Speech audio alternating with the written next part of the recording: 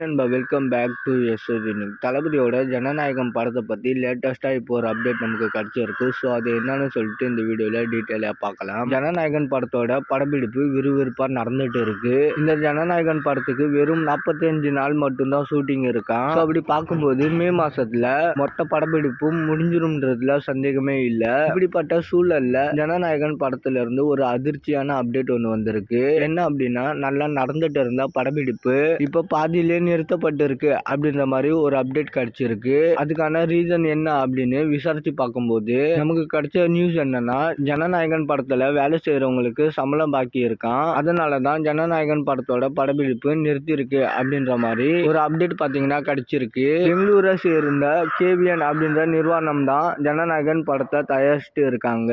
அவ்வளவு பெரிய கம்பெனி படத்தை தயாரிக்கும் போது எதுக்காக சம்பள பாக்கிய வச்சிருக்காங்க அப்படின்ற ஒரு கேள்வி கண்டிப்பா நம்ம எல்லாருக்குமே வரும். என்ன நடந்திருக்கு அப்படின்னா, போன வாரம் கேவிஎன் ப்ரொடக்ஷன் ஓனரோட வீட்டுக்கு இன்கம் டாக்ஸ் ரைடு நடந்திருக்கு அப்படின்ற மாதிரியும் ஒரு அப்டேட் கிடைச்சிருக்கு. இதனால கேவிஎன் தயாரிப்பு நிறுவனத்தோட பேங்க் அக்கௌண்ட் எல்லாமே ஃப்ரீஸ் பண்ணி வச்சுட்டாங்களாம். இந்த ஒரு காரணத்தினால தான் ஜனநாயகன் படத்துல வேலை செஞ்சவங்களுக்கு சம்பளம் கொடுக்க முடியல அப்படின்ற மாதிரி ஒரு அப்டேட் கிடைச்சிருக்கு. பட் இந்த நியூஸ் எந்த அளவுக்கு உண்மைன்னு தெரியல. அபிஷியலா இந்த நியூஸ் நமக்கு கிடைக்கல, அன்அபிஷியலா தான் இந்த நியூஸ் வந்திருக்கு. ஸோ எந்த அளவுக்கு இதுல உண்மை இருக்கு அப்படின்றது தெரியல.